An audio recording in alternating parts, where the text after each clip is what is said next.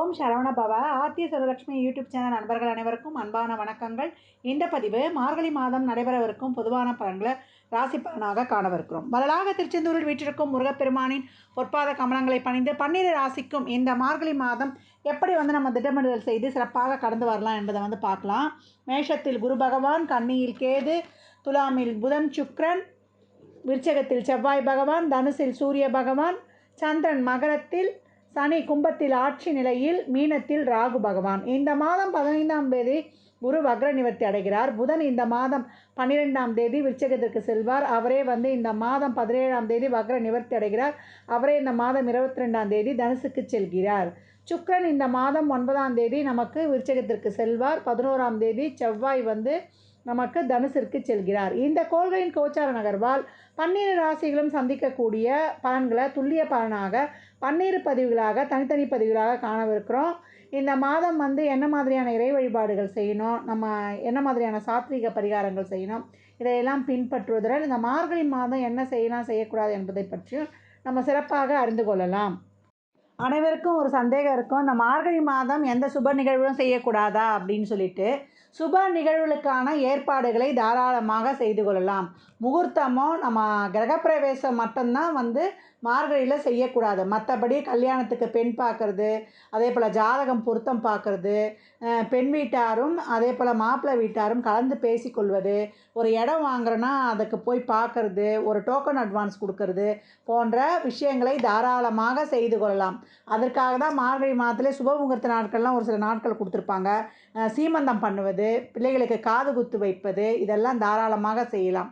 இப்போ பெரிய பிள்ளையெல்லாம் ஆயிடுறாங்க, புஷ்பதி ஆயிடுறாங்க பிள்ளைகளுக்கு, அவங்களுக்கு ஒரு பூப்புனித நீராட்டு விழா வைப்பது, இதெல்லாம் இயற்கையினுடைய நடைமுறை செயல்பாடுகள். அதற்கெல்லாம் நம்ம என்றைக்குமே தடுக்க முடியாது. சீமந்தமும் அதே போல் தான். மார்கழி மாதம் செய்யலாமான்னு நிறைய பேருக்கு ஒரு ஐயம் வேறு. இதெல்லாம் எந்த ஐயமும் வேண்டாம். எல்லா விதமான சுப நிகழ்வுகளுக்கான ஏற்பாடுகளை தாராளமாக செய்து கொள்ளலாம். முகூர்த்தம் மட்டும்தான் வைக்கக்கூடாது. திருப்பியும் நான் சொல்கிறேன், அதே போல் புதுமனை புகு விழா மட்டும் வைக்கக்கூடாது. இந்த ரெண்டுத்தை மட்டும் தவிர்த்து மற்ற அனைத்து சுப நிகழ்வுக்கான ஏற்பாடுகளையும் ஆயத்தங்களையும் தாராளமாக செய்து கொள்ளுங்கள். கன்னி ராசி கன்னி லக்னத்திற்கான பலன்களை காணவிருக்கிறோம். இந்த மார்கழி மாதம் எப்படி நம்ம சிறப்பாக கடந்து வரப்போகிறோம் அப்படின்னு பார்க்கும்பொழுது, கன்னி ராசிக்கு ஏற்கனவே சொல்லியிருக்கிறோம், இந்த வருடம் அவங்களுக்கு கொஞ்சம் ரொம்பவே நல்லாயிருக்கும். இந்த மார்கழி மாதம் எப்படி இருக்க போகுது அப்படின்னு பார்த்தா, நம்மளுக்கு ஒரு 15 தேதிக்கு மேலே கொஞ்சம் தொழில் சார்ந்த விஷயங்களை ஒரு நல்ல ஒரு பெனிஃபிட் அடையலாம் அப்படின்னு சொல்லியாச்சு. ஏன்னா புதன் துலாம், விருச்சகம், தனுசு அப்படின்னு சொல்லிட்டு 3 ராசிகளை பயணிக்க போகிறாரு. இவர் வக்ர நிவர்த்திலாம் ஆகிடுவார். இந்த காலகட்டம் குருவும் வக்ர நிவர்த்தி ஆகிடுறாரு. தொழில் சார்ந்த விஷயங்களெல்லாம் இப்போ ஒரு வேலை பளு இருக்கும், ஒரு ஸ்ட்ரெஸ்ஸு, மேலதிகாரி, உடன் பணிபுரிபவர்கள் இவர்களெல்லாம் கொஞ்சம் அனுசரித்து செல்வது ரொம்ப சிறப்பு. ஒரு சிலருக்கு மேலதிகாரியுடைய சப்போர்ட்டும் கிடைக்கும். கூட வேலை செய்கிறவங்ககிட்ட கொஞ்சம் கவனமாக இருந்துக்கோங்க. ஏன்னா 6ல் சனி ராகுச்சாரம் வாங்கி அது 7ல் சென்று கொண்டு இருக்குது இந்த காலகட்டம். அப்போ தொழிலில் யாராவது இருக்கக்கூடிய நேர்முக மறைமுக எதிரிகளை எல்லாம் இப்போலாம் இனம் கண்டு கொள்வீங்க. அதை அறிந்து நீங்கள் லாபகமாக கடந்து செல்லணும். இந்த காலகட்டம் ஒரு தொழிலில் ஒரு வேலை மாற்றம், இடமாற்றம், ஒரு வேலையிலேருந்து மற்றொரு வேலைக்கு நம்ம பயிற்சி ஆவது, இதெல்லாமே நடக்கும். இதற்கு நீங்கள் நல்லா ஆலோசனை செய்து இருக்கிற தொழில் கொஞ்சம் பெனிஃபிட்டாக இருந்தால் இந்த மாதம் முயற்சி பண்ணாதீங்க. இல்லைங்க இதை விட எனக்கு நல்ல வாய்ப்பு வருது அப்படின்றவங்க இந்த வேலையிலேருந்து அடுத்த வேலைக்கு நீங்கள் முயற்சி செய்யுங்க. வேலையை விட்டுட்டு நீங்கள் அவசரப்பட்டு செய்ய வேண்டாம். கோவத்தை இந்த காலகட்டம் குறைத்து கொள்ளணும். வருமானம் இருக்கும். இந்த வருமானத்தை ஒரு சுப செலவினங்களாக செய்து கொள்ளணும். விரயமும் அதற்கேற்றாற் போல் அதிகமாக இருக்கும் அப்படின்னு சொல்லலாம். குடும்ப உறுப்பினர்களின் தேவைகளை பார்த்து பார்த்து செய்வது, தந்தைக்கு திடீர்னு ஒரு உடல்நிலை குறைவு, இல்லை தாய்க்கு அப்படின்னு திடீர்னு உடல்நிலை குறைபாடுகள் எதிர்பார்க்காமங்க இப்போ ஒரு 5000 போன ஹாஸ்பிட்டல் செலவு அது ஒரு 20,000த்தில் வச்சிருச்சு அப்படின்னு சொல்லக்கூடிய அதிகப்படியான ஒரு மருத்துவ செலவோ, இல்லை திடீர்னு ஒரு வண்டி வாகனங்களில் பழுதாயிடுச்சு, இல்லை நான் ஒரு தேவையில்லாமல் ஒரு திடீர்னு ஒரு விரயம், அதை பழுது பார்க்குறது, இல்லை ஒரு வீட்டை புதுப்பிக்கிறது, இல்லை ஒரு இடம் வாங்குகிறேன் அப்படின்னு ஒரு இன்ஸ்டால்மெண்ட்டில் ஒரு இடம் வாங்கக்கூடிய அமைப்பு, இதெல்லாமே ரொம்ப அருமையாக இருக்குது. வண்டி வாகனங்களில் செல்லும்பொழுது ஹெல்மெட் இல்லாமல் செல்லக்கூடாது. திடீர்னு ஸ்கிட் ஆகி நான் சிராய்ப்புக்காயானது கொஞ்சம் விபத்துகள்லாம் ஏற்படக்கூடிய வாய்ப்பு இருக்குது. இதை நான் ரொம்ப யோசனை பண்ணி இந்த கருத்துங்களை பதிவு பண்ணுறேன். அதே போல் இந்த காலகட்டம் பெண்கள் வேலை செய்கிற இடத்துல உங்களுக்கான ஒரு நல்ல மதிப்பு, மரியாதை, அங்கீகாரம், உங்களுக்கான ஒரு நல்ல ஒரு ஆடம்பர பொருட்கள் வீட்டுக்கு வாங்குறது, அத்தியாவசிய பொருட்கள், ஆடை ஆபரண சேர்க்கை, சுப நிகழ்வுகளில் கலந்து கொள்வது, திருமணம் சார்ந்த விஷயங்கள் இந்த காலகட்டம் வந்து இழுபறியாக இருந்தவங்களுக்கு கூட குடும்ப உறுப்பினர்கள் வந்து முடிச்சே ஆகணுன்ற சொல்லக்கூடிய சூழல் இருக்கும். தள்ளி போட்டுறாதீங்க. ஏன்னா லக்னத்திலேயும் கேது, 7ல் ராகு. இந்த காலகட்டம் எதை பார்த்தாலுமே எனக்கு ஃபுல்லாக ஒரு மன திருப்தி இல்லைன்னுலாம் சொல்லக்கூடாது. வாழ்க்கைக்கு தேவை என்ன? 2 பேருமே பிரச்சனையான காலத்தில் தான். உங்கள பொறுத்த வரைக்கும் உங்களுக்கும் பிரச்சனை, வரக்கூடிய காலத்திற்கும் பிரச்சனை. அதை மட்டும் நினைவில் வைத்துக்கொண்டு, இந்த காலகட்டம் அடிப்படை தேவைகள் அங்கே ஃபுல்ஃபில் ஆனாலே போதும் அப்படின்னு நீங்கள் கடந்து வந்துடணும். இந்த காலகட்டம் குழந்தை பிறப்பு. குழந்தை பிறப்பில் வந்து நீங்கள் வந்து ஒரு முயற்சி செய்கிறீங்க, ஒரு வைத்தியம் செய்கிறீங்கன்றதுக்கெலாம் இறைவனுடைய அனுகிரகம் குலதெய்வ வழிபாடு செய்யும்போது நல்லா சிறப்பாகவே கிடைக்கும். ரொம்ப வந்து ஒரு சிலருக்குலாம் அந்த நான் ஏற்கனவே சொல்லியிருக்கேன். ரொம்ப ஸ்ட்ரெஸ்ஸாக இருக்கும். அது எங்கேருந்து தான் அந்த இது வருது, மனக்குழப்பம் வருது, சரியாக முடிவெடுக்க முடியலையே. நான் ஏற்கனவே சொல்லியிருப்பேன், கன்னி ராசியை வந்து இந்த ஸ்ட்ரெயிட் ஃபார்வர்டாக இருக்காதீங்க. உங்களுடைய அந்த நேர்மை தன்மையை, உங்களுடைய அந்த ஒரு சிறப்பான அந்த ஒழுங்கு அடுத்தவங்ககிட்ட இருக்கணும்னு எதிர்பார்க்கக்கூடாது. 5 விரல ஒண்ணா இருக்கிறதில்ல. அதனால் இந்த காலகட்டம் அட்ஜஸ்ட் பண்ணி போவது ரொம்ப சிறப்பு அப்படின்னு சொல்லியாச்சு. வழக்கு சார்ந்த விஷயங்கள்லாம் ஒரு சிலருக்கு நல்ல ஒரு வெற்றியே குடுக்கும். இந்த ஒரு யூக வணிகங்கள்லாம் கொஞ்சம் நார்மல் இன்வெஸ்ட்மெண்ட்டே வச்சுக்கோங்க. ஒரு சிலருக்கு இந்த ஒரு இட பிராப்திலாம் அமையும். ஒரு இன்ஸ்டால்மெண்ட்ல வாங்குறது ஏற்கனவே சொன்னேன். ஒரு சொத்த வித்து இன்னொரு சொத்து வாங்கக்கூடிய அமைப்பு இது எல்லாமே ரொம்ப சிறப்பா இருக்கும். திருமணம் சார்ந்த விஷயங்கள்லாம் தசாபுத்திலாம் சிறப்பாக இருக்கும்பொழுது அதற்கான முயற்சிகளை பண்ணுங்க. மார்கழி மாதம் நிறுத்திடாதீங்க. பொண்ணு பார்க்கறது, வர சொல்றது, அதற்கான திருமண முயற்சிகளுக்கான ஏற்பாடுகள்லாம் செய்யுங்க. அந்த முகூர்த்தம் தான் நம்ம வந்து வைக்கக்கூடாது.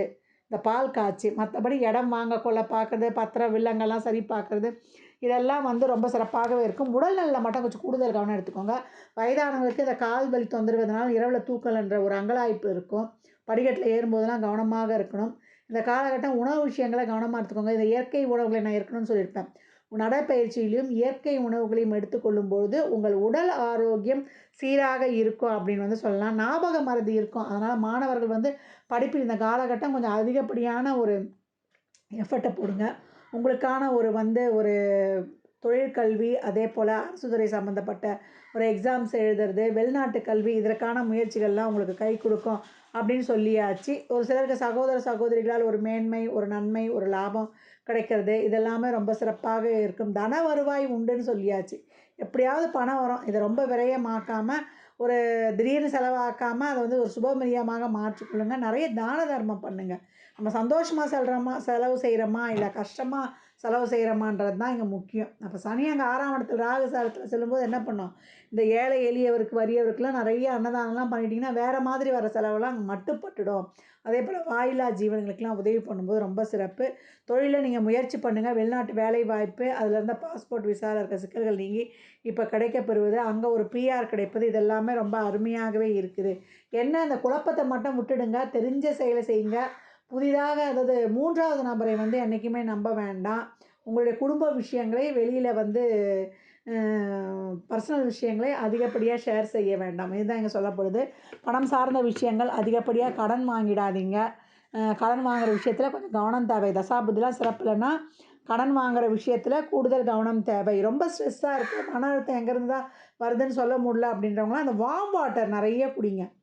அதே போல் உறவுகள் சார்ந்த விஷயத்தில் இருக்கிறவங்க, அந்த ஒரு உறவுகள்னால் லவ் ரிலேஷன்ஷிப்பில் இருக்கிறவங்கலாம் கொஞ்சம் இந்த காலகட்டம் கொஞ்சம் வாக்குவாதங்கள்லாம் தவிர்த்து கொள்ளுங்கள். குடும்பத்தில் வந்து பேசணும் அப்படின்றவங்கலாம் அந்த சூழலை அறிந்து இந்த மாதத்துக்கு அப்புறம் நீங்கள் பேசலாம். அதற்கான விஷயங்கள்லாம் கொஞ்சம் உங்களுக்கு வந்து ஒரு நல்லபடியாக முடியும். என்றைக்குமே சொல்கிறேன், இந்த விருப்பப்பட்ட திருமணத்தெல்லாம் பெற்றோருடைய ஆசீர்வாதம் வாங்கிக்கோங்க. அதுதான் வந்து இறைவனுடைய பெருங்கருணைன்னு சொல்லுவேன். ஏன்னா பெற்றோர் ஆசீர்வாதம் இல்லாமல் இந்த வேறு நம்ம அந்த விருப்பப்பட்ட திருமணங்களை முடித்துக்கொள்வது வந்து ரொம்ப கஷ்டம். ஒரு பெற்றோருடைய சப்போர்ட் என்றைக்குமே இருக்கணும். அவங்க சம்மதிக்கலைனாலும் கொஞ்சம் பொறுமையை காத்து அந்த தசாபுத்திகளை வர 3, 11 இந்த 9லாம் சம்மந்தப்படும்போது நீங்கள் வந்து அதை வந்து கேட்டுடுங்க. இந்த காலகட்டம் அதற்கான ஒரு வாய்ப்புலாம் ரொம்ப நல்லா இருக்குது. சுக்கிரன் 2 அதுக்கப்புறம் 3லலாம் பயணிப்பார். அப்போ இந்த காலகட்டம் நீங்கள் கொஞ்சம் பேசுவது ரொம்ப சிறப்பாக இருக்கும் சுக்கிரன். நம்ம ஒரு 10 தேதிக்கு மேலே பேசுவது, 15 தேதிக்கு மேலே அந்த பேச்சுவார்த்தைலாம் வைங்க. உங்களுக்கு ரொம்ப சிறப்பாகவே இருக்கும் அப்படின்னு வந்து சொல்லியாச்சு. குழந்தை பிறப்புலேருந்து உங்களுக்கான ஒரு சுப நிகழ்வுகள், சுப காரியங்கள் நடப்பதுலேருந்து எல்லாமே கொஞ்சம் வந்து இதுக்கு முன்னாடி ஒன்றுமே நடக்கலன்றது, இப்போ கொஞ்சம் நடக்கிறதுக்கான ஒரு பாசிபிள்லாம் கொஞ்சம் நிகழ்வுகள் நடக்கக்கூடிய வாய்ப்பு, அதற்கான வழிகள் இப்போ உங்களுக்கு தென்படும் அப்படின்னு வந்து சொல்லியாச்சு. கன்னிராசியை பொறுத்த வரைக்கும் இந்த மாதம் தொழில் சார்ந்த விஷயங்களில் கொஞ்சம் நம்ம அக்கம் பக்கம் அண்டை அயலார் எல்லா இடத்துலையுமே கொஞ்சம் லாவகமாக கவனமாக கடந்து வந்துடணும். மற்றபடி பணம் விஷயங்களில் கொஞ்சம் நம்ம சுப செலவினங்களாக பண்ணிக்கொள்ளணும். திட்டமிட்டு செலவு பண்ணுங்கள். அதிகப்படியான செலவினங்களை வந்து தவிர்த்து கொள்ளணும். இந்த காலகட்டம் நமக்கு வந்து தாயினுடைய உடல்நிலை, தந்தையுடைய உடல்நிலை, நம்முடைய உடல்நிலையே தசாபுதி சிறப்பாகனா கொஞ்சம் கூடுதல் கவனம் வேணும். அலைச்சல் திருச்சல்லாம் இருக்கும். அரசாங்கம் சம்மந்தப்பட்ட விஷயங்கள்லாம் 2, 3 தடவை அலைச்சல் திருச்சலுக்கு அப்புறம் நம்மளுக்கு வந்து அதெல்லாம் வந்து கை கொடுக்கும் அப்படின்னு சொல்லியாச்சு. அப்போ எங்கெல்லாம் நம்ம கவனமாக இருக்கணும் அப்படின்னும்போது, திருமண பொருத்தம் பார்க்குற விஷயங்களில் பேசும்போது, உறவு சார்ந்த விஷயங்களில், அதேபோல் குடும்ப உறுப்பினர்களுடைய நலன்களில் இதெல்லாம் கொஞ்சம் கூடுதல் கவனம் எடுத்துக்கொள்ளணும். உணவு பழக்கவழக்கங்கள், அதேபோல் உடல் ஆரோக்கியத்தில் கூடுதல் கவனம். இதுதான் இங்கே வந்து திருப்பி உங்களுக்கு வலியுறுத்தப்படுகிறது. இந்த பலன்கள்லாம் கோள்களின் கோச்சார நகர்வை வைத்து சொல்லப்பட்டிருக்கு. உங்கள் சுய ஜாதகத்தில் இப்போ என்ன தசாபுதி நடக்குது, அது எதற்காக உங்களுக்கு ஊக்கப்படுத்துது, அது திருமணம் போன்ற சுப குழந்தை பேறு போன்ற உறவுகளுக்காக அது வந்து உங்களுக்கு செயல்படுவதற்காக அது வந்து சிறப்பாக இருக்கா, இல்லை வந்து பொருளாதார விஷயங்களை வந்து நீங்கள் நிறைவேற்றிக் கொள்வதற்காக அது வந்து உங்களுக்கு உதவி புரிவதாக இருக்குதா என்பதெல்லாம் உங்கள் சுய ஜாதகத்தை ஆய்வு செய்வதன் மூலம் மட்டுமே நாம் தெள்ள தெளிவாக அறிந்து கொள்ள முடியும். இந்த மாதம் வந்து நீங்கள் வழிபட வேண்டிய தெய்வம் என்னன்னு கேட்டிங்கன்னா, நமக்கு சிவ வழிபாடு உங்களுக்கு சிறப்பான பலனை தரும் அப்படின்னு சொல்லிட்டோம். குலதெய்வத்துடைய வழிபாடு இந்த காலகட்டம் நிறைய வைத்துக்கொள்ளணும். அதே போல் குலதெய்வத்துக்கு போய் ஒரு அபிஷேகம், அதே போல் நம்ம அன்னதானம்லாம் செஞ்சுட்டு வரும்போது ரொம்ப சிறப்பான பலன்கள் வந்து கிடைக்கும். இந்த உடல் ஆரோக்கியத்தில் வந்து இந்த அடிவயிற்று வலி, ஃபைல்ஸ் சம்மந்தப்பட்ட பிரச்சனை, இந்த ஒரு சிலருக்கு மலச்சிக்கல், நான் ஏற்கனவே சொன்ன கான்ஸ்டிபேஷன் பிரச்சனை இதெல்லாமே இருக்கும். இடுப்பு வலி, அதே போல் முதுகு தண்டுவடத்தில் இந்த ஸ்பைனல் கார்டு பிரச்சனைலாம் வரக்கூடிய வாய்ப்புகள்லாம் அதிகம். அதுக்கெலாம் வந்து உணவில் வந்து இந்த காரத்தை குறைத்து கொள்ளணும். இந்த ஆட்டோமேட்டிக்காக கோபமும் குறைஞ்சிரும். அதே போல் இந்த கருப்பட்டி, இந்த ஒயிட் சுகரை தவிர்த்துட்டு இந்த பனவெல்லம், கருப்பட்டி இதெல்லாம் உணவில் சேர்த்து கொள்ளும் பொழுது உங்களுக்கு இந்த உடல் ஆரோக்கியமும் உங்களுக்கு ரொம்ப சிறப்பாக இருக்கும். இயற்கை உணவுகளை சிறுதானியம், அதே போல் சத்துக்கஞ்சி இதெல்லாம் உண்ணும்பொழுது, ஏன்னா உங்களுக்கு வாழ்வியல் நடைமுறைகளோடு சேர்த்து இங்கே சொல்லப்படுகிறது. சந்திராஷ்டம தினங்களில் கவனமாக செல்லணும். இரவு நேர பயணங்களை தவிர்க்கணும். ஹெல்மெட் இல்லாமல் இந்த காலகட்டம் வெளியில் செல்லக்கூடாது. கன்னிராசி அன்பர்கள் இந்த மாதம் முழுதும் இல்லை, வாழ்நாள் முழுவதும் சிறப்பான பலனை அடைவதற்கு என் மனமார்ந்த வாழ்த்துக்களை தெரிவித்துக் கொள்கிறேன். மார்கழி மாதம் வழிபாட்டுக்குரிய மாதம்னு சொல்லிட்டோம். அந்த மார்கழி மாதம் வரக்கூடிய வைகுண்ட ஏகாதசி ரொம்ப சிறப்பு. அன்று காலையில் வந்து பரமபத வாசலை கடந்து பெருமாள் வருவார். இதை பார்க்கும்போது நம்மளுக்கு வந்து சொர்க்க வாழ்க்கை உண்டு, நம்ம பாவங்கள்லாம் குறைக்கப்பட்டு இறைவனுடைய அனுகிரகம் கிடைக்கும் அப்படின்னு வந்து சொல்லுவாங்க. இதற்கு மார்கழி 7ஆம் தேதி டிசம்பர் 23/12/2023 சனிக்கிழமை அன்னைக்கு வருது. அந்த வைகுண்ட ஏகாதசி விரதம் இருப்பதும் ரொம்ப சிறப்பு. பெருமாளை அன்றைக்கு எல்லாருமே பார்க்கலாம். நம்ம ஸ்ரீரங்கம் போக முடியலனாலும் நம்மளுக்கு சேனலில் போட்டுருவாங்க. தாராளமாக எழுந்து பெருமாளை நமஸ்கரித்து நம்ம வாழ்க்கைக்கான அனைத்து விதமான தேவைகளும் நிறைவேறணும்னு கோவிந்தா கோவிந்தா என்று அவன் நாமத்தை சொல்லலாம். கோவிந்தா என்று சொல்லும் பொழுது அங்கு இன்பம் மட்டுமே இருக்கும், துன்பங்கள் அடியோடு அகற்றப்படும் அப்படின்னு சொல்லலாம். அதே போல் இந்த மாதம் வந்து ஆருத்ரா தரிசனம், நடராஜரை வழிபடுவது ரொம்ப சிறப்பு.